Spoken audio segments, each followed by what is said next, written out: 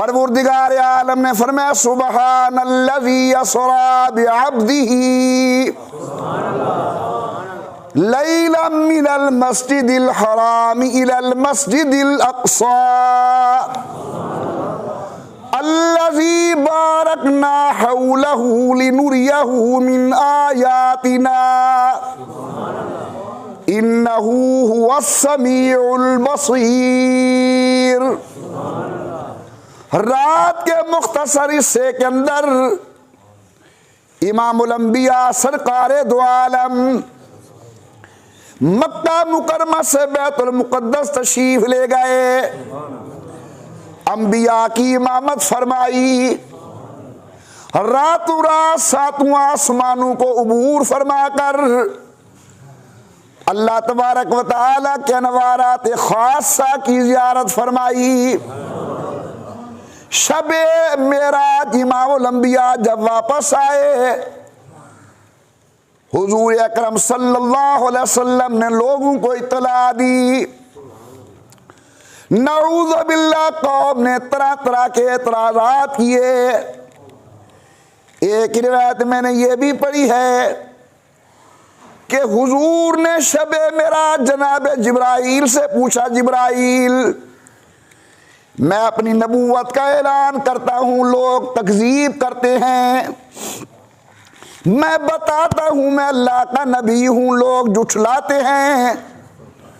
और जब मैं ये कहूँगा रात के मुख्तसर हिस्से के अंदर मैं सातों आसमानों के ऊपर गया, मैंने बैतुल मुक़द्दस का सफ़र किया, रब जाने कौम का क्या रद्द अमल होगा। सुनिए बड़े ज़ौक़ और मोहब्बत के साथ।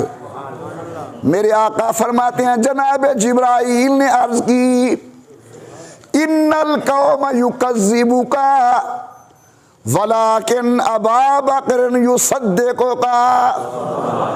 आमना के लाल घबराने की कोई ज़रूरत नहीं। अगर सारी कौम आपको जुठलाएगी, तुम्हारी तस्दीक के लिए अबू बकर सिद्दीक काफ़ी हैं। तो आपका नाम यसमी गिरामी अब्दुल्ला, हजरत का लक़ब मुबारक सिद्दीक और दूसरा मशहूर लक़ब आतीक।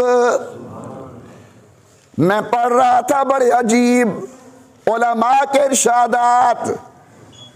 फरमाते हैं अतीक अल्लाह के नबी ने देख के फरमाया अंता अतीकुल्लाहि मिनन्नार।